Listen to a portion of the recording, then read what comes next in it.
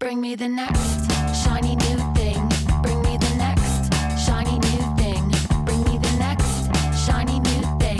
Bring me the next shiny new thing. Hey everybody, welcome back to the Big Bad Figcast. I'm your host Brett, doing my intro for the second time as I forgot to hit record. So with me today is two of my co-hosts, Brick Cinema, also known as Nick. Hey everybody. And Zach is joining us, also known as Minifigure Folks. Hello again. And I had this awesome flowery intro, but I'm just going to say we have a really awesome guest today. One of the kindest men I've met. He was probably one of the only people besides the team I was walking with at Brick Fair that actually would offer people help carrying stuff in and back to their cars. So it says a lot about his character, and I really enjoyed my talk with him, so much so I had to have him on the podcast. So today we have Ethan, creator and owner of Ktown Bricks. How's it going? Thanks for your patience, guys. So it's been a rough week. I recorded with Mini Bigs yesterday, and we're doing this one today. And I'm obviously losing my marbles because I forgot to hit record for the first 10 minutes of this podcast. So let's just recreate it. Can we? You guys, we're going to recreate the whole thing. So Before we get into custom minifigures, Zach had some questions about the fast food joint Zaxby's. So let's just roll through this and get it out of the way again. Okay. So yeah, set the scene. We're on the DMs, and I'm like, I bet you that he's Ktown. Ethan's in Tennessee. I bet you he knows about Zaxby's because I love that restaurant and it's regional, right? So I grew up in Bowling Green, Kentucky, and sure enough, you said that you had one down the street. So, and you had a lot of opinions about Zaxby's. So just got me really excited to come on and talk about fast casual chicken. Yeah, so we have a Zaxby's right down the road from the shop. And what is that? What's that called again? Yeah, it's on Big Mac Drive. Yes, that's right. Big Mac Drive. Typical small town fashion. We have Big Mac Drive, and I guess McDonald's like paid off the city or something, and they have the monopoly on burgers. So every other restaurant on the street is like a chicken place or a Taco Bell, and the Zaxby's just happens to be the closest. So you can just zip on down to Zaxby's and be back to the shop before even the ink fumes have left your brain. So. Yeah, and those fumes are something else. Yeah. No, that's I don't know, the fumes might taint the flavor of the chicken because I think I like Cane's chicken better than Zaxby's, but Zaxby's fries are better, but I think Cane's has the better chicken. Cane's chicken is good. Yeah, I gotta keep this minifigure related. So when are we gonna get a Zaxby's scratch and sniff minifigure? Ooh. I want a figure that smells like fried chicken. I don't know. I gotta I'll put it right next to my CB's pumpkin spice girl. You think I could include sauce with that? Well, Fill the clamshell with sauce and well, that's been done already. Actually, if you saw, I did a reel. So he formerly goes by BBS Bricks. Unfortunately, Instagram tanked his account. I can't remember his new name because it was something I haven't put to memory yet. Great guy. He was a handcrafted customizer. He was challenged to use condiments to paint a minifigure. And he did like a base coat with I think mayonnaise, and then he had Chick-fil-A sauce and ketchup that he was painting on the torso. He put a little fried chicken accessory in the hand, and it came out really good. And he used a French fry as a paintbrush. It's like better than Lego Masters. Yeah, I know, right? I mean, I love Lego Masters. Taking on that show, but I want to see a game show about making more figs with condiments. It's pretty cool, man. Well, I love that. Podcast exclusive. Ktown's making fried chicken figures. Like a scratch and sniff Zaxby's fig, but deep fried Ktown figs not entirely off the table.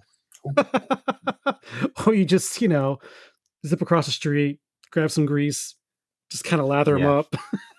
Zaxby's used to be better. It used to be better than Cane's, I can guarantee it. But I think they have dropped in quality, and their chicken fingers got smaller somewhere along the way. Because when I was a kid, they were huge. Inflation. But now that I say that, I was a kid, so they were probably bigger than. Yeah, in relation to your eyes. Oh my God! I'm just now realizing this. My whole life has changed. Well, I had for the first time since I was a kid, I had Roy Rogers, which growing up in New York, they were everywhere, and in Virginia, they're not very prevalent. And my youngest just got into a fried chicken phase. So I was like, I'm going to buy this on the way home because I don't feel like cooking tonight. So I got him fried chicken And that was the first time I had that in a long time. Ooh. I was just like, damn, this kind of took me back. Anyway, so We're eating vegetarian tonight. Anyway, I've only had a Pop-Tart tonight. So a Pop-Tart. I've been going 100 miles an hour all day. I was home for 5 minutes. I made my kid dinner, one of my kids dinner. The other one's like not hungry or there's nothing to eat in the house. And then I was like, fine, you're on your own. The train's left the station. I grabbed a snack, came down here to pregame this episode with Nick, and then I'll eat afterwards. You know, maybe I can find some fried chicken. Can I bring up some controversy? Sure. Okay, here we go. I like unfrosted Pop-Tarts. Did you hear that? Did you hear? Yeah, I like unfrosted Pop-Tarts. I mean, I think it's a good pastry. It's a solid pastry without the sugary frosting. I don't toast my Pop-Tarts. Favorite Pop-Tart flavor? Nobody does that. You gotta pop them. Brown sugar Pop-Tart. cinnamon? No, I hate brown sugar cinnamon. Yeah. When I was in the military, that was the only one you'd ever get mailed to you by everybody. I got so sick of them. There's some trauma there. No, I like the s'mores. I like the chocolate fudge. If I'm going to eat unhealthy, I'm going all in. I want to, none of those crazy flavors like Fruit Loop syrup or whatever weird shit they got out there, but I've seen some gross ones. Yeah, we got to talk minifigures before everyone, turns this episode all right. And we can get back on track. I just want to say this is the second Pop-Tart discussion I've had just today alone. Bring it around. Deep fried Pop-Tarts would be great. Deep fried Pop-Tarts would be great. Ethan just said you haven't had Pop-Tarts since you were 11? Yeah, something like that. I mean, I don't know the last time I've had one. So when you found toaster strudels, never turned back? Yeah, I guess so. Oh, don't get all fancy on us now. Use the frosting from the toaster strudel on the Pop-Tart. That's adventure eating. Yeah. Okay. We want to hear from you, the audience. What do you prefer, Pop-Tarts or toaster strudels? Let us know in the comments. I swear that this is interesting conversation. Or maybe it's just to me. I don't know. It really is an interesting wrap up to my week. Man, it's like I said, it's been a day. I'll tell you what, talking about toaster strudels really takes me back. Speaking of taking us back, how about you? Nice segue. See where it's going. How about you give us a little brief history of your Lego history, Ethan? Yeah. Were you always a fan? Did you have a dark period or got you into all I this? never had a dark period. Kind of just went straight from Lego as a kid to Lego as a adult.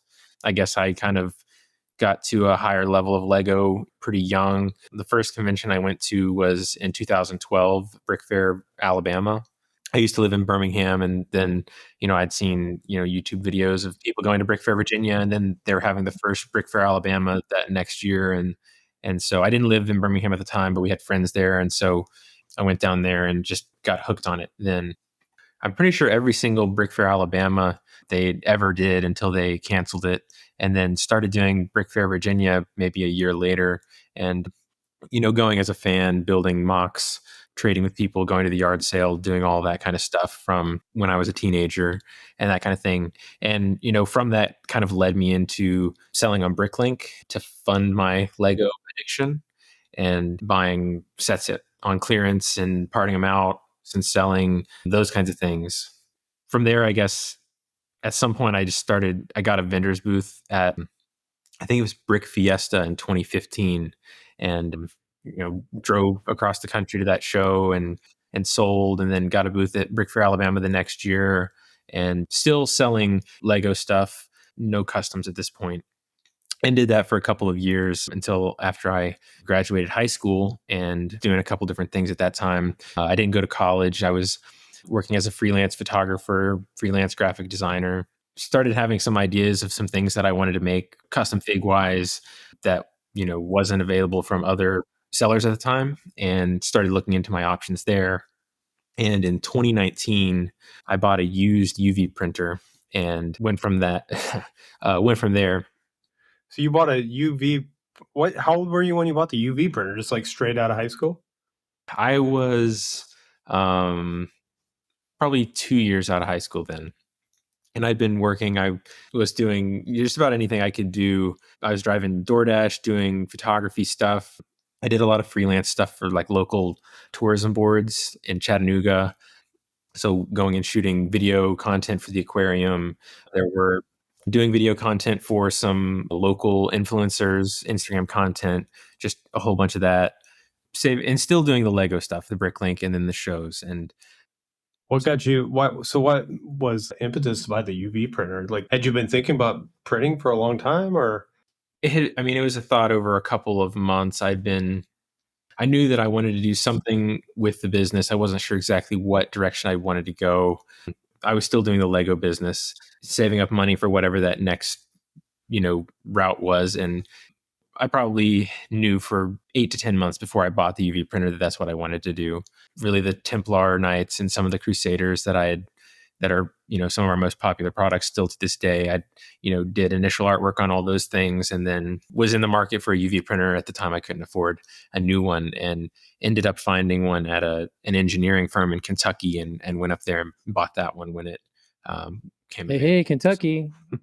Yeah. I don't know. I just felt like I wanted to jump in and give a shout out to Kentucky. That's where I'm from. Represent. But yeah. Then that's why I asked you about chicken, but I do have to go. I'm sorry to interrupt. I'm engrossed in what you're saying. I think you just sent me a mermaid from the alchemy drop, so I'm really excited to get that, Ethan. I super respect you, man. I gotta go though, guys. I'm sorry. I gotta put a baby to bed. I got Goodnight Moon to read. Have fun recording. See you, Zach. Bye. Yeah. See you guys. Goodnight, Have Moon. fun. Well, I was going to ask you. I was kind of curious who was printing. Like, what were the other brands that were printing back then? Because I feel like so many have entered the past couple of years, but that was a while back. Were there any that you were looking to at the time, or? I don't know. I like a lot of the big ones still today were around back then. I have always been a big collector of Citizen Brick. I don't know. I was aware of more of the brands that were going to the shows, and I wasn't as much a part of like the Instagram community at the time. So, there might have been brands around back then that I just wasn't aware of, just because I wasn't as invested in that online more of the community. same people that you would see just at the booths every show you went to, probably. Right. I'll say the migration from Flickr to Instagram probably started around the time that you were starting. So, Yeah. kind of before COVID or whatever. So, actually, I didn't even think about that. You were getting started, when as COVID was coming around. Yeah. And so that must have been an additional challenge trying to get your business off the ground.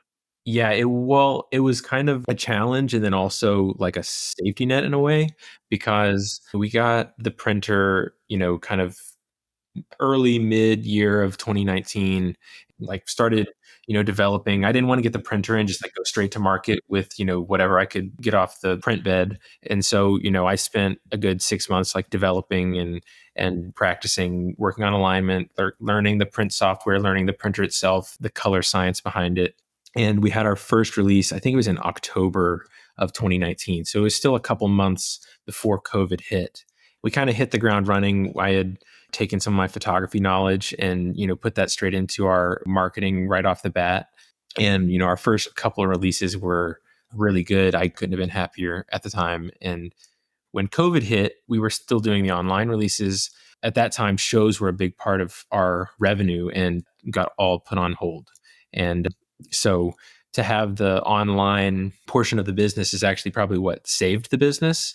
The Bricklink at that time I phased that out and so didn't really have that online presence there anymore. And so the printing of the custom figs became the main part of the business and really what kept me afloat during that time.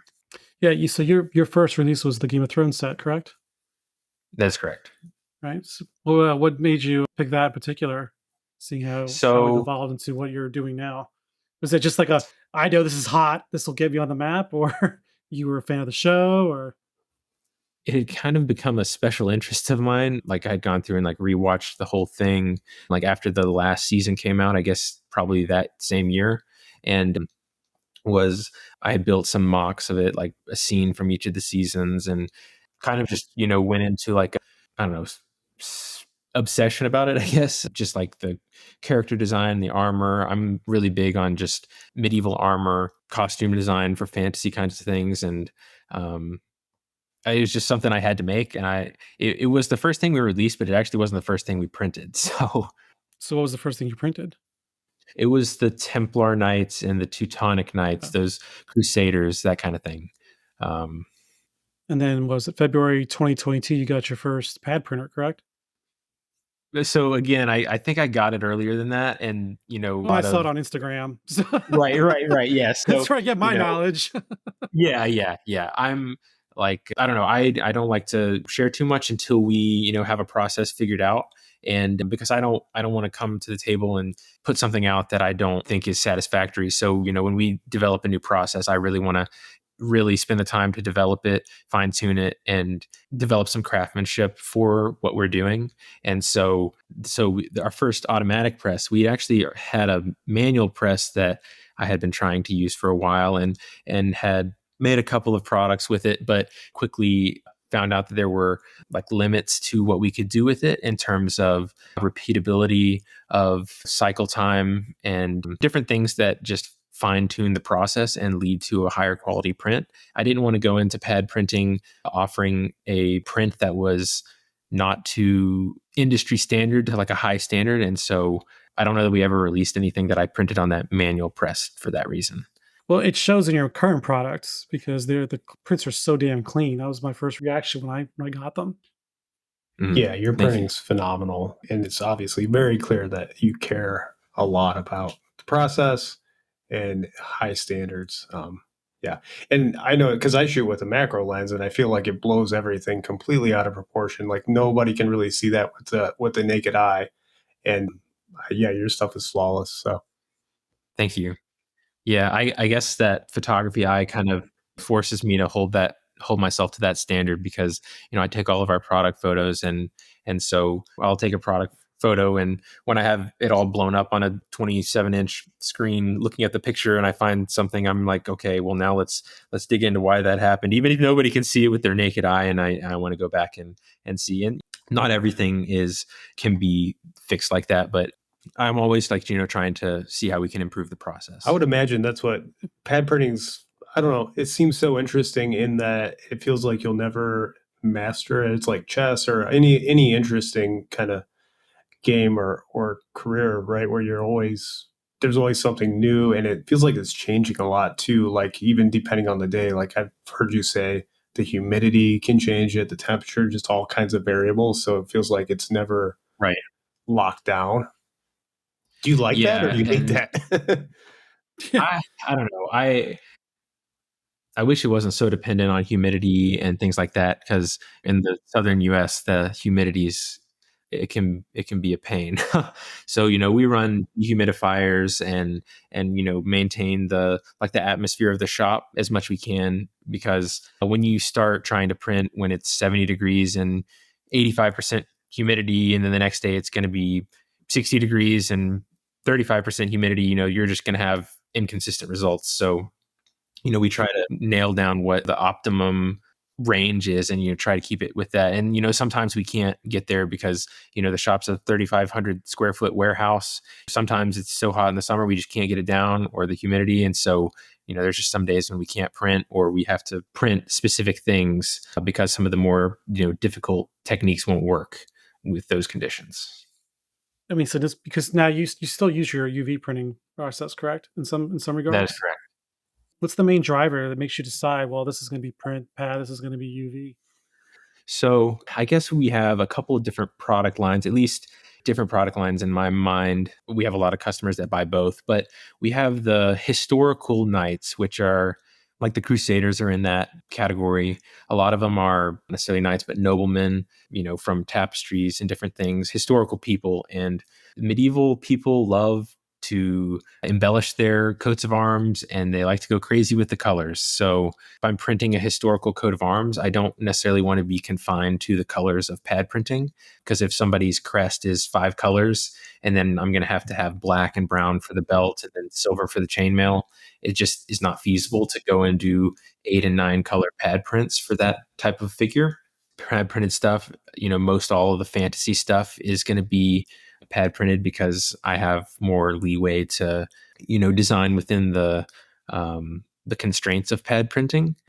Those historical designs, if I were to take a known historical person and start taking some colors out, people would be like, hey, that's not right. And so.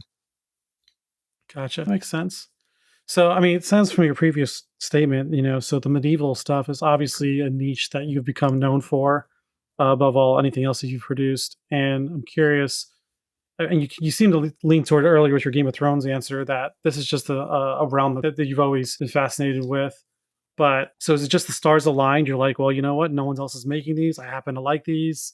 Peanut butter and Yeah, jelly, everything is great. right. Well, yeah. I mean, like when I first got into it, I didn't expect it to be a full-time thing. I thought it might be a good side hustle between the shows and the freelance photography and all that kind of stuff. But COVID shut everything down, and I was left with really only that. Then I saw that nobody else is doing this. People like the product that I'm putting out, and I can actually do this for a living. So Well, it appeals to those that lean towards the purist Lego side of the house, that want that Lego look. Your medieval and fantasy figs can kind of float both ways. I mean, you can put them side by side with like a Citizen Brick fig, and it looks like it's part of a set. You can put it right next to some classic Lego, and it looks like it's part of the set. So you've got this chameleon product that can appeal to so many people, which I think is really unique. right. I like to be intentional with how I choose line thicknesses and color palettes. And I've heard Joe say it before that the process lends itself to a certain design, and it really is true, because different line thicknesses print different ways with pad printing, and there's kind of just a Goldilocks zone of what's looks good and then is also easier to print. If you run into printing really, really tiny lines all the time, then it's a wet ink process, which the lines can dry out on the pad. You have all kinds of issues you can run into. So really it's designed for aesthetic and function, and I think a lot of the brands that pad print and have that similar style it's a similar aesthetic and function kind of choice. I was going to ask, so you've had a couple cool ones recently that I don't do a lot of medieval in any of that stuff, even though I love and appreciate the designs. It's not something I collect, but you did the Mad Hatter and Wednesday and the mermaids, and you're starting to kind of cross over into stuff that I can't resist. But I'm kind of curious, what have you been most excited about designing lately? And also, yeah, I guess that's my question. I think right. Well, so I really like designing the knights, but over the years it has become kind of repetitive. Sure. Because a lot of them are very similar. And so I kind of needed to express my creativity in a different way, just to avoid it feeling repetitive. And so, the things like the Mad Hatter and the Queen of Hearts, they weren't necessarily based on any previous representation of those characters. They were kind of just pulled out of my brain. And a lot of the other fantasy figs that I do are similar. I don't necessarily have references for those kinds of things. And I like to be able to work with references for the historical stuff, but then also just put down on a blank canvas, just, whatever I, envision in my mind. Yeah. The Dune ones, if I can just like gush about some of your stuff for a minute, the Dune figures were really cool as well. Or can we say Dune? Yeah.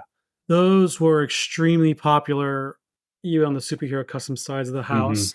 I know several folks that they don't really invest in like the Ktown, True Red's big CB side of things, but they were all about those Dune figures. Yeah. That was another one of those kind of passion projects for me with the pop culture stuff. It kind of has to be the Wednesday set. It's the same way I watched the show and just decided I needed to make that fig. I watched Dune and then went and read the book and decided I had to make those figs. That kind of thing. That Wednesday fig was phenomenal. No disrespect to the others that have attempted that figure, but there are aspects of your version that I think far outperformed other people's. I'm always, everyone who knows me on this podcast knows I always play, walk the line. I'm neutral and all this other stuff, but I can't deny the fact that like the way you did the skirt, the print on the jacket, the thickness of the stripes in the jacket really, really stood out to me. I really loved it. Thank you. Yeah, I'm happy with how that turned out, and I'm happy that I was able to work with Joe to get those skirts made, because I think that's one of the things that really made the fig, in my opinion. That was one of the things that was really stumping me before I went full into production for it, because I was at a show in Chicago, a Christmas train show, and ended up going over to Joe's shop after the show, and we were talking about it, and working it out that he could make some of those skirts, that he already had the mold for it, and so I'm grateful that we were able to do that. And I was a little bit worried about being able to print on that, being such an abstract shape, and made the artwork for it. I made a couple different versions, thinking I might have to adjust this, and luckily I was able to get it just the first or second time. So I never thought I would do like a 5-color print of just different shades of black, white, and gray, but that's pretty much what that fig is. So I guess the skirts were citizen brick molded, but you do a ton of molded parts. I have one of your swords in my hand that I picked up at Brick Fair, Virginia, which is really cool. Over molded, I guess. I was kind of curious to get your perspective on molding, because I think one of my favorite things is it feels like a figure is kind of naked if it doesn't have, custom molded parts, but also I'm always impressed when you're able to keep the price point very reasonable while also doing that. I don't understand how it's possible to do, but kind of blows my mind. And I feel like, yeah, I'm curious, how long have you been molding, and what was it like kind of getting into that? It just seems so complicated. So I guess we've been molding ourselves for about 18 months before I had the first molds made. So I do all the CAD myself. And so probably at least a year of just working around in CAD and learning that kind of stuff, and developing a design aesthetic for parts that will work with Lego as well, because that's another thing. I want our molded parts to mesh with Lego parts and other custom parts, the same way that our prints do. And I don't want to go over detailed. I don't want to go under detailed, and finding that kind of realistic cartoon balance, I guess, is the best way to put it.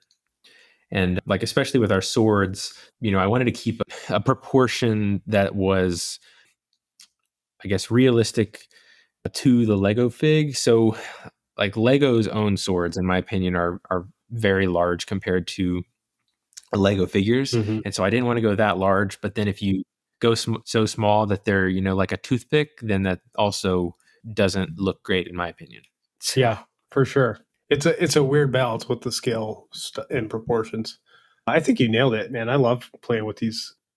Oh, so I had one question. How did you start to grow the business? Because when did you take on your first employee, and how big are you guys now? So we have 4 employees now, and I guess, let me think here. I started out hiring, part-time people, college student. I hired a college student who was in computer science, and, kind of, started trying to teach the pad printing, what we like to call grunt work of prepping parts, assembling parts, packaging parts. Character building. Yeah. And everybody hates it when I say we're going to change out hands or arms on 1,000 figs. And then from there, slowly growing to have a couple part-time people, and then from there went to having a couple full-time people, teaching them the entire process, start to finish of pad printing, and starting to migrate from myself doing all the design, all the printing, and everything like that, to me trying to delegate my creative design to the people who work for me. And so, I do the design work and, with a plan, and then coming up with a way to distribute the work so that we can get to the end goal and get the result that I have in my brain. Did you find it hard to relinquish some of that control and some of that oversight? I mean, I know you're approving the final designs and the final prints, but putting your faith in the team and letting go.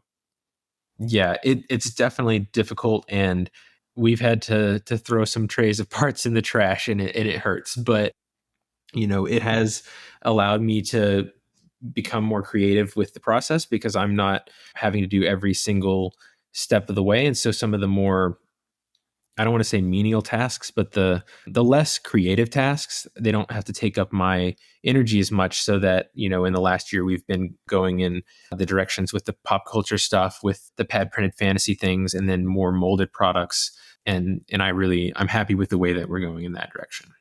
Are you finding you have more time to design and do the things that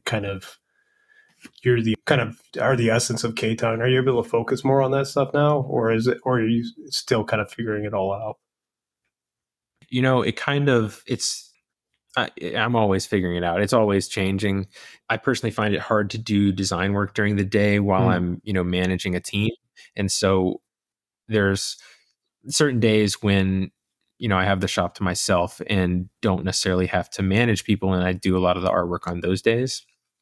And like right now it's, Mondays and Wednesdays. And so I like to, I have my brain days is what I call them. And so I can kind of work on that kind of stuff without also having to make sure that like, I don't know, it's not micromanaging, but when you have 4 or 5 people working at one time, it's hard to get a set quiet time to sit down and do that creative process. Yeah, you have to get into the zone and focus on what what you want to think about. But then, then if you distract yourself by following up on other things and being a project manager, it can be difficult.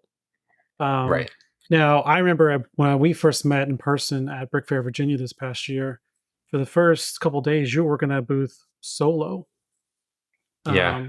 I'd be paranoid. I don't know how you do it because I'd be eyes on like every trade, making sure no one got sticky hands. But no, you really attracted a lot of great clientele. And whereas one thing I did notice about the Ktown booth is, because I hung around a lot, one, see if you need any help with anything, but in just looking at parts and whatever. But at every other booth, it was a very transactional. They show up, they look what they want, they ask you some questions, they buy, they move on.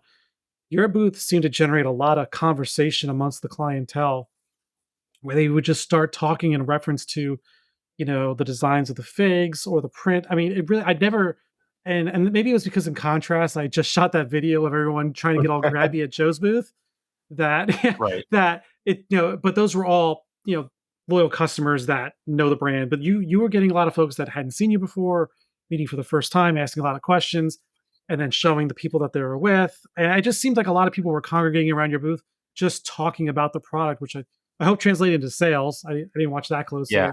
But it was just really neat seeing how excited they were to see your work and talk about it. And I could see the look on your face too when talking about it. You can see you really enjoy engaging with these folks. But I gotta say, you must have been exhausted being the only person working that booth after a day or two. Yeah, I mean, it's exhausting, but it's also rewarding because one of those things that like I do it, all day, every day. And so I become somewhat desensitized to it and to, have been working in the shop for hours and hours and hours working on, a minifigure. By the time we get done to it or done with a figure, it's kind of old news to us. So, to see it like really light somebody up to see it, and it kind of re-inspires me, I guess. I always have this, I call it a post-show inspiration. And by the end of the show, I'm ready to go, not because I'm, ready to get out of the show, but I'm ready to go so I can go design everything that I have inspiration to design from talking to people, because, I really like people see, oh, this and I like this and this, and oh, this would complement this product so well. And then I'm just, making a mental note. And even if it takes me a year to get to it, I have a humongous list of things that, I want to make. That's awesome. I just want to dial back to one thing that Nick brought up, the mermaids. Those they debuted at Brick Fair, and the way, for those who weren't there, you had to basically build a mermaid setup, kind of like a buffet where you could pick your head, pick your tail, pick your torso, and pick your hair. That was a lot of fun, as I was trying to assemble as many different combinations as possible to make sure I was represented. I represented everything that was able to do. Now, what are commonly referred to as misprints, you have dubbed alchemies, which I think is great because it kind of flows into that whole, fantasy realm. Have you found that and you just recently did a drop last Saturday that included more alchemies of like Mad Hatter and the mermaids, standard from what was even available at Brick Fair. Do you find the alchemies have been received well by those traditional Ktown customers that are used to the classic yellow, simplistic, aesthetic? Or, well, I have a second part of that question. Okay. Do you feel that it brought in a new set of clientele, those who do chase those special colors and funky designs, like from the CB type of world? I think that it definitely appeals to both. And right now we're trying out some different formats of how to offer them, because I feel like, the people who are not seasoned to the citizen brick, that kind of collecting, it's a little bit of a shock when they don't know how to get them, kind of thing. And so we're, trying out some different ways to offer those, because I think our alchemy drop from this summer went a lot faster than most people expected. And a lot of the people who are used to shopping around, adding to the cart, got cart jacked. So I think we're going to, figure out a couple different ways that we're going to offer those products, and then, go through a rotation so that there's still, a Mad Dash, but then there's going to be, like with the Mad Hatters and the Mermaids, we just offered a type of figure with a random color assortment, and then there's less cart jacking, and it makes it more accessible. Fair enough. So I have to say the thing that I always knew about you before we had met, but I never bought because I wasn't aware of the full catalog. The goat figure. The one that pulled me in. So for those who aren't familiar, you released a special tin that had a figure that had these awesome gold shades that were little goats for sunglasses, for the shape of the shades, and said, goat, and had the chain, and then you also had, the Lego goat. It just, the whole thing was phenomenal. How did that all come about? Because after that, I was sucked in. I think it was really one of the most random things ever. I think. So I was in the car riding home with a friend or something, and I was just looking on Bricklink like I do. I'm always on Bricklink looking for parts.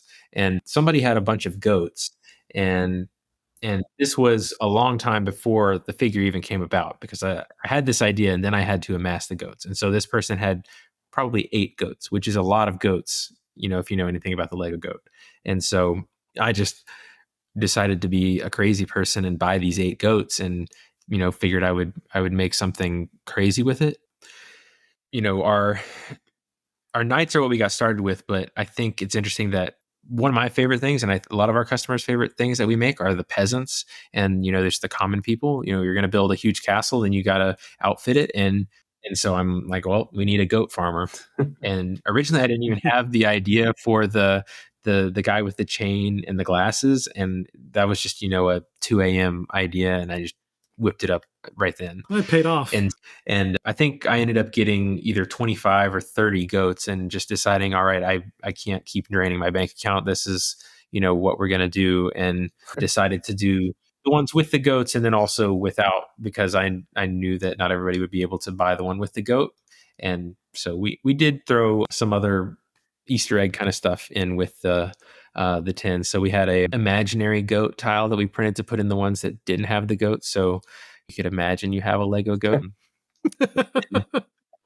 One of our most popular tiles that we've ever made is a tile that says missing goat. And so I took the same tile and changed it to found goat, and then added some like tears on the edges, like the goat had been chewing on the poster, and put that in that had the goat. So yeah, I do love the little nuances. The tiles seem to be a big hit. Tiles are awesome. Phil, Fat Cat Bricks. Phil, one of our co-hosts. Yeah, every time there's a drop, he's buying the tiles and having them sent to his pile here at my house. Tile pile. Ship them over to the UK. Tile pile. There you go. The potions. Oh, the potions. Crazy too. I grabbed all 16 of them. I saw them, like, oh, they're so pretty, and they're so varied in their shapes, and the namings are great. And so I bought all 16 potions. We've been printing more potions for October this week. We printed some more today, and I don't know. We've got some pretty funny ones for this next drop. I'm having to go a little bit farther outside of the normal types of potions, but one of my friends just had an idea and blurted it out, and it was just a joke, and we're printing that one, and so I'll tell you about that one later. Awesome. It's not gonna be something weird like fart in a jar or something, is it? No, it's not too far off from that, but swamp gas. Yeah. Yeah, I like the little doodads, we started with the tiles, then we added the potions, but the little things that people can add to their mocks to add character to it. I love when I see people build their medieval notice board and put all those up there, and kind of like see what they're going to do with their medieval village or castle or what, because we have a variety of fantasy ones and more historical ones, and so it's interesting to see like how fantasy or how realistic or how dark people go with what's going on in their medieval village and that kind of thing. with that Viking Village set coming out, there's probably great opportunities to accent that with some of the tiles and the character set pieces that you Yeah, have. we've got some stuff in the works for that, and our biggest problem is that I have so many ideas and trying to get the ideas out of my head into artwork, onto press, and then from the press to the website. I mean, we work pretty far ahead, and it's it makes it. I guess I found that working ahead like that, when you run into production issues, it doesn't necessarily throw you off course as much as if you're trying to get something printed for next week. And I just don't like to work like that. And so we already have most of the stuff done for the rest of the year, and we're working on early next year. We still got some things we're working on for this year, but if we have an issue and have to reorder pieces because if we've misprinted something, or we have an ink color matching issue and we have to go back and redevelop a formula for ink, we're not too pressed if we're working 3, 4, 5 months out versus we've got to get this done for next week's release. Oh, we don't want you too pressed. Yeah. It's late, man. I'm tired. Going back to the brick fair, it's because you were, for a while before you got, your family came in, right, to help you in the later days.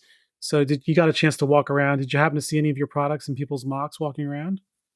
I did, and I tried to take pictures of them. I can't remember if I ever got around to posting it or not, because I was a bit brain dead by the time I got back. I think I posted some stories maybe, but I had meant to go through and post a whole like wrap up post and post all the pictures and tag everybody. I'm personally pretty bad about remembering to post stuff because I get in the shop and working on stuff and don't necessarily check Instagram. And even if I check it, I might check messages, but then not remember to post anything. I think I meant to post something today and didn't even get around to it. So I guess I'm going to post it in the morning. So the shows are really a whirlwind. yeah. They, especially doing them solo, I had some help they flew in Friday night to help me for the public days. But sometimes, I'll run the whole show by myself, drive up, set up. Wow. They're exhausting. It's a whole day of being social, not just the selling, but, keeping an eye on the booth, making sales, interacting with customers, and finding time for lunch, for the bathroom. Yeah. When you're working solo. Yeah, because that first day we went out and got you lunch because I was like, I don't know if we can leave. Yeah, there have been days when I eat a big breakfast and then go out to dinner after, and then just go to bed immediately and sleep till the next day. Yeah, it's understandable.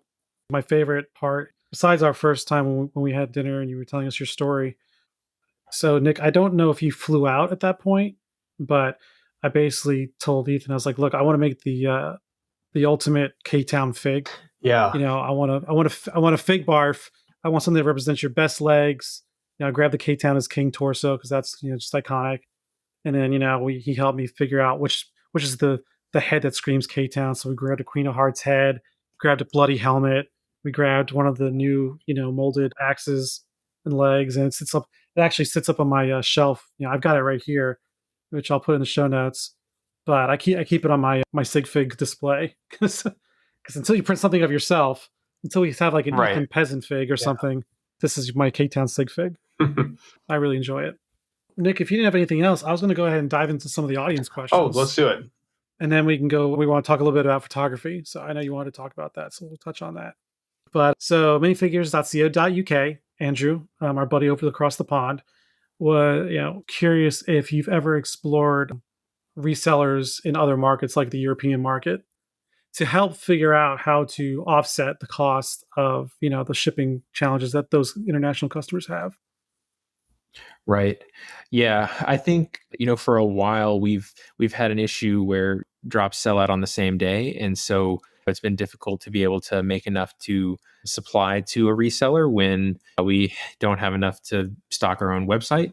I'd say within the last 6 months or so, we're getting to the point where we're going to start looking towards that in the future. Awesome.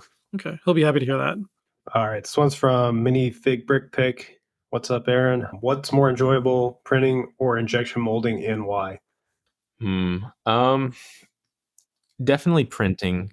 Once with the injection molding, once you have, a mold designed and cut, it's a pretty repetitive process. There's minor adjustments to the process settings, but after that it's pretty repetitive. Obviously, when we first run a new mold, it's very interesting because I just love to take that first part out and look at it and test the fits and everything like that. But I'd say printing. I'm personally a big printing nerd, and I like to push our capabilities. And some of the figs we have coming up are pretty intense with some advanced techniques that we're trying out. And I don't want to give too much away, but I think there's some pretty cool figs. I love that. So figuring you can out tell us those. when we stop recording. I'll just buy a figure sometimes just to kind of marvel at the technical side of things, and then a lot of times I'll just sell them afterwards. But I'm like, I can't believe that somebody was able to pull this off. I just got to look at it and take a picture of it. So, well, so one of the things I did during the Brick Fair weekend, I brought in because Ethan had never personally handled any customs from the Far Eastern brands. So I brought in like a Jin MK1 to talk about molding. I brought in the Jaka, Odin, and Frigga to show the different techniques and whatnot to see if that inspired. And what does he do? He starts like going all CSI and breaking down. Well, this is how they did this, and this is how they did this, and I'm like, it was really fascinating to watch. And I felt like I was learning a lot just staying there watching you look at something. But I remember you specifically stated the dress on Jaka's Frigga, Thor's mom. That was the fig that kind of took you back for a minute, and you really, really liked. That was the one with the registration on the sides. Right on the curved slope piece. Yeah, so I like to reverse engineer stuff, like just even random things that are around the house, or any like I don't know. I like to look at things and look at where the parting lines are on molded parts and where the gate points are, and I'm just a manufacturing nerd in general, I guess. And so I like to. It was really interesting to me to see that kind of stuff, because the pad printing and printing on those abstract surfaces, there's distortion. And so to be able to make those things align around abstract surfaces is very difficult. And so it was fascinating to me to look at that and kind of hypothesize how they might have been able to pull that off.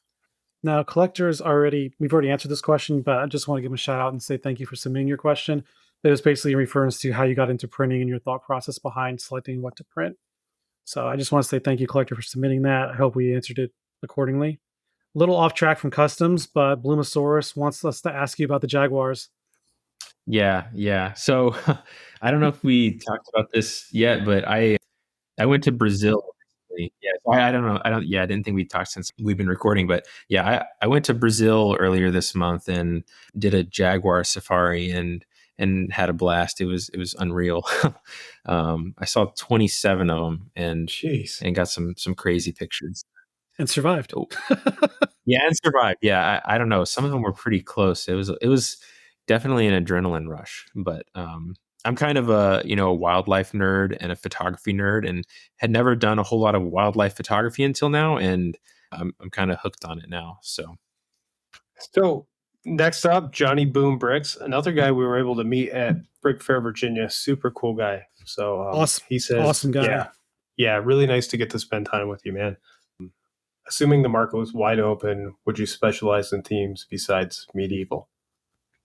Possibly. It really comes down to, I really like to work on projects that I'm passionate about, and if I'm not really interested in it, I find it hard to put like my full creative energy into it.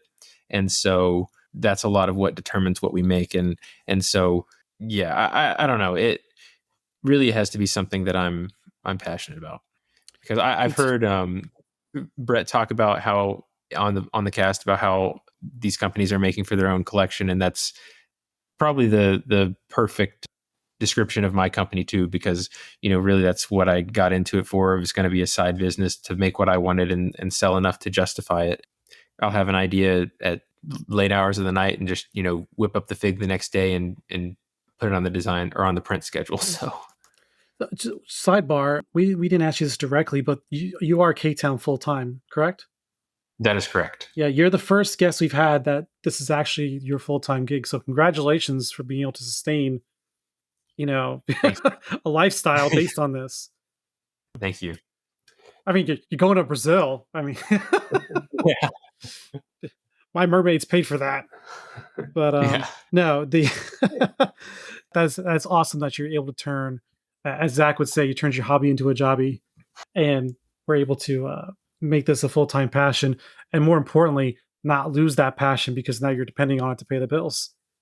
Yeah. That's the dangerous line we all walk when we start doing what we like for fun, for income. So congratulations on that. So I'm going to take Johnny's last two questions because the one is an obvious yes, is asking if you're coming back to Brick Fair next year. That's the plan. As long as they have the show, I'll be there. And Johnny Broombrick's last question is, what made you finally hire your first employee? I don't know. It's probably a couple of different things, going from really just burnout where I was doing every single step of the process from design to printing, to packaging, to even the order fulfillment, and working an unhealthy amount of hours.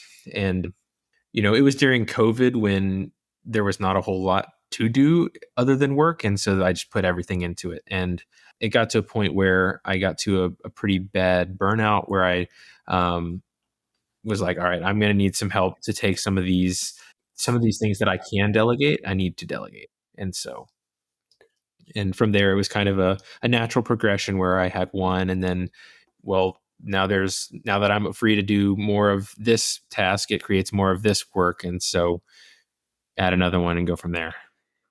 Looking forward to the future, are there any kind of challenges or things that you are hoping, are there kind of puzzles that you're hoping to solve and unlock in the next year or two? I'm sure there's always like the projects where like when the technology gets there or something like that, or when we're set up to do it, I'd love to be able to make this thing. Right. Yeah. So you're right now we have our molds are relatively simple molded parts for the accessories. I'd like to, go into making some more complex parts for the figures that we make. Like you talked about earlier with the molded parts for the figures, I really like to include those parts. We have some molded parts coming up for some figures, which I think really, really make the fig. So I'm excited to be releasing those probably around the end of the year. Sweet. And but helmets and armor and all that stuff has been something I've wanted to do, but just it adds a complexity to the molding process to have undercuts and the fitments and everything like that. So it's it's one of those things that's a long development process, but I think that it'll be worth the wait. Yeah, that's awesome. I really want you to or somebody to make a molded, like a camera of some sort. So I can make a big thing with one. Yeah, the one I got from you, who was that? Was that from Input? Brick Affliction printed those. Yeah, man, that thing is so intricate, and I'm terrified of trying to put together with the tiny magnets. But I got to make something out of it. It's so awesome, but I don't know if I have the dexterity to actually make it happen. So that's a side project for me one day. I'm not giving up. Those are cool. They're resin printed, but I would love an injection molded one that I could put in a hand and have it over mold and everything. We have two last questions from some of our favorite Canadians. Ogre Bricks is asking if you have any plans to do pad printed versions of your dog tag torsos. Possibly. Light nougat is a tough color to come by, and I don't know. We have a stock of it, but I don't know if that would be the priority. It's also one of those things that's just not quite my passion the same way the medieval stuff is. And earlier when I was in business, we made some military stuff just because I needed to pay the bills. But I've kind of found that that's better handled by people who have that passion. I don't. And so like the research that I put into the medieval figs that I make and stuff, I just don't necessarily have the same passion for the military. And so I'm going to leave that to the people who do have that passion and would do it better than me. So, well, that's respectable because some folks would just say, I'm going to go anywhere where the money is. So I think that's very respectable. Last question is from Brick Chick. Shout out Denise. What brands of customs do you collect, Ethan? So I don't collect as much as I do, or I used to. Now I mainly get things that I am either interested in or am really impressed with what they have done manufacturing wise, and then I also try to buy stuff from the different brands that come out to the shows, because it's kind of a we all know each other. It's a lot of the same people at all the shows, and so go around and talk to people and buy little stuff, little something from each person, that kind of stuff. Awesome. Open invite. If you ever do see something on the other side of the tracks from like the superhero customs world and you're interested in it, either from you like the character or you're interested in looking at the techniques better, just let us know. Hell, I'll mail you one of my figs if you just want to look at it for a minute. But yeah, I appreciate it. Or if you want, you're just looking for a connection to how to get a pipeline to buying these things, or just let me know. We'll take care of you. One of my goals with this podcast is to help break down the mysticism between the two worlds, not just between customer and brand owner, but also between, it's kind of a collective. Is they've been grouped together like the Truid, CB, Ktown, Biggs, crew, and then the Far Eastern custom world. I know like Joe had a lot of questions, and Jaka has a lot of questions on the other side, on his side of the pond. So I'm working closer more and more to breaking those barriers down, and hopefully getting you guys all together at the same time, so you guys can have a discussion. We need a big Lego community summit, like a round table. Baby steps. I just got this podcast going. It's a long way before I create a convention. Okay. Yeah. It's a great idea. As one of my old mentors would say, that's a great idea. You should get on that. But everybody wants to take the reins on that one. By all means, go for it. Just don't turn into like a fire fest or something. So, I don't really have any other questions directly, but you do have some questions for us regarding photography. We're more than willing to talk about that if you'd like. I do appreciate the fact that over the last 2 years, it seems a lot of brands have taken it upon themselves to start presenting their products in a more polished fashion. For a long time, it was just like fig in hand, take a flash photo. This is what I'm selling. But now everyone's starting to either invest in their own photography skills and trying to learn it, or they're hiring collectors to do shots, or they're hiring professionals in general. So you yourself, of the many hats you've created, you're wearing, you've added on also the hat of product photography. Can you walk us through all that? Well, one of the things I was, curious to touch on is just because you guys both do a lot of photography with minifigs, and just curious to talk about that and some different things like continuous light or flash, and everybody has their own opinions on that. And I don't know, maybe this is a different episode to go more in depth on minifig photography, but it's something that I'm pretty interested in and like to get into the technical stuff about. My short answer is it depends really on the situation, what mood you're trying to portray, what material you're shooting, your environment. As you venture into your wildlife photography, you'll probably experience this more than even we will, because at least we're in a controlled environment. You're out in nature. So right. If anything, as you get more seasoned in what you're doing, you're probably going to come on this podcast and teach me something. Because I'm probably I pull off some great stuff, but I'm also really good at Photoshop. So right.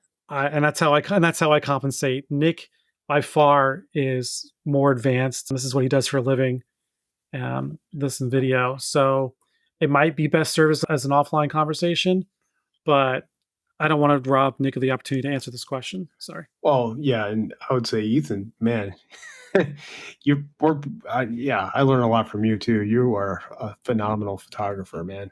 I use continuous lighting because my background's in video. So that's what I have available to me. I would say, I think flash would probably, for still photography, always be the preferred route if I knew anything about it.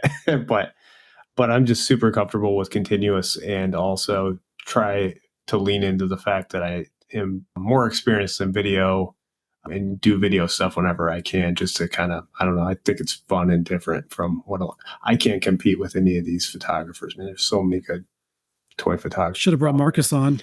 Yeah, so I feel like I can develop a style and differentiate myself, by leaning into that a lot. So, But yeah, so that's my answer.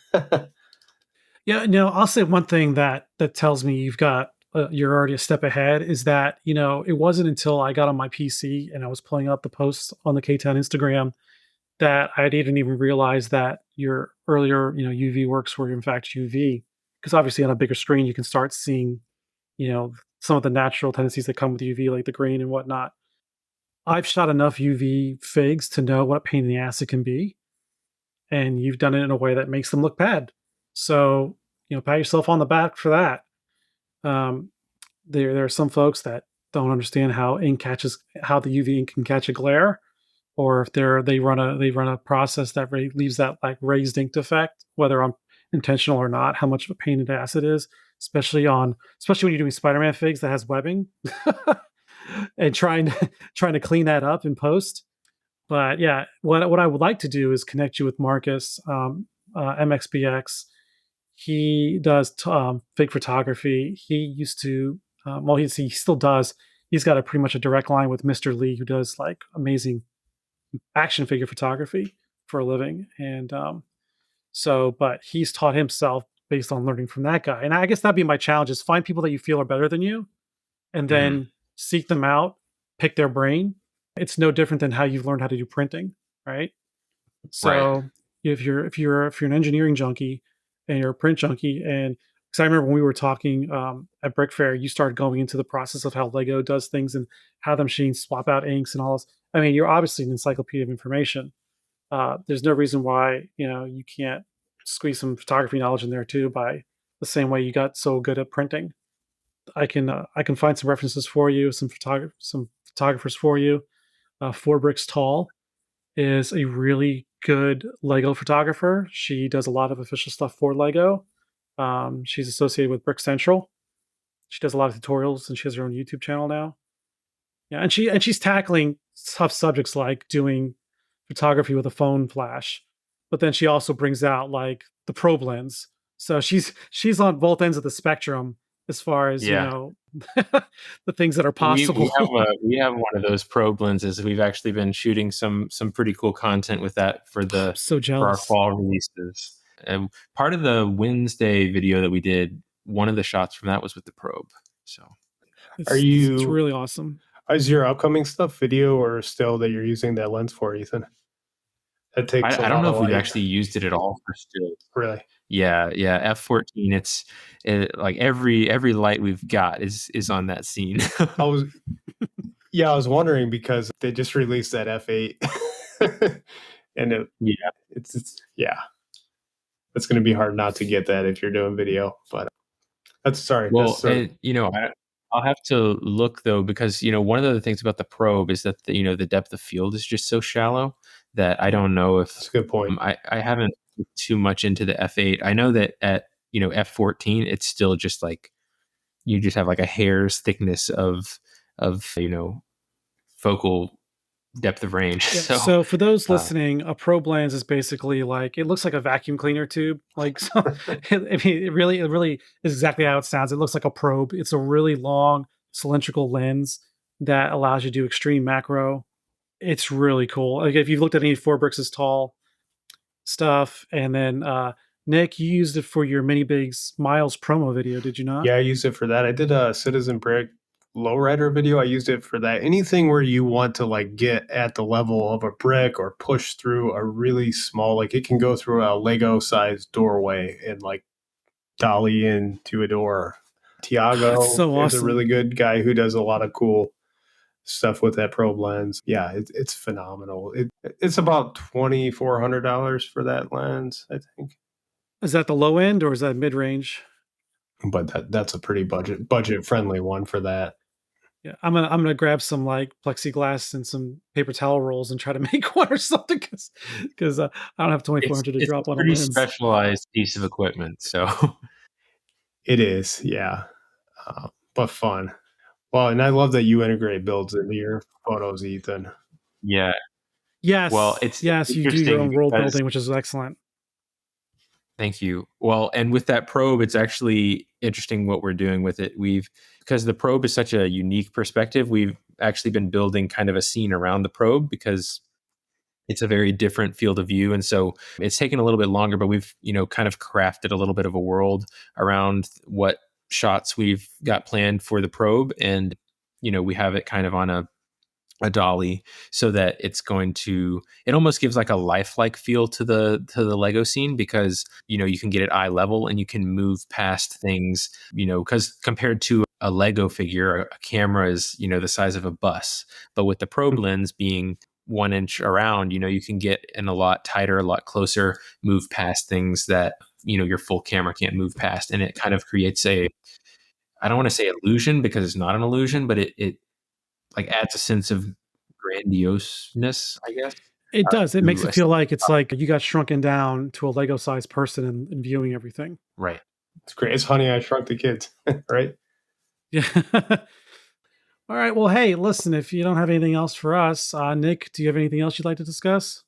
No, I think that covers it. Just such an honor to get to talk to you. Such a nice dude. And I always Absolutely. look forward to seeing you at shows. And what I would hope to do is, maybe we can have another episode specifically about digital photography. We did once that was mostly about photography and editing with Azork, but we didn't go into the technical aspects of the equipment used, especially when we found some of these great photographers are just using their phone and they're using drawing apps on their phone to do all their editing, which is phenomenal. But I was actually talking to Figs2 Art the other day. He's a really talented Lego artist. And we were just talking about translating design to minifigure. And he's like, yeah, I really don't know Adobe Illustrator. I do everything on my phone. It's like, holy crap. But that being said, we're going to go ahead and wrap this up. And Ethan, obviously open door to come back anytime. If there's any subjects you'd like to tackle in particular, or if you just want to be a fly on the wall, you're more than welcome to sit back and hang out. Of course, our DMs are always open as well.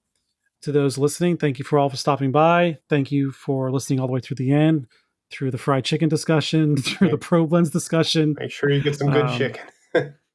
The Pop-tarts. Did we talk about Pop-tarts on the recording? Or was that before I hit record? I can't remember. Regardless, we appreciate you sticking through all this. Be sure to let us know in the comments what you think. If you have any additional questions, Ethan, I assume your DMs are always open. Yep. Cool. And yeah, thanks for having me on here. I appreciate the opportunity to talk about Ktown and talk with you guys. Yes, and if you have any questions, if you're more interested, you can go to Ktown. It's ktownbricks.com, correct? Yep, that's correct. Yeah, so ktownbricks.com, same on Insta, and go buy stuff and support a good guy. Go give him your monies. Get your goat farmers. And go get your goat farmers. And again, for those who are interested in saying thanks, there are links in the show notes to everything we've covered today. But also, if you want to send your appreciation and buy me a coffee, you're more than it's more than appreciated, but never obligated. And until next time, we will see you later. Everyone say bye. Bye. Bye. Ethan, you got to say bye. It's what we do around here. Say I said bye. Pop-tarts. say Zaxby's. I want you on my rack. I want to make you ring. I want you to unwrap. I want to pull your string. Bring me the next shiny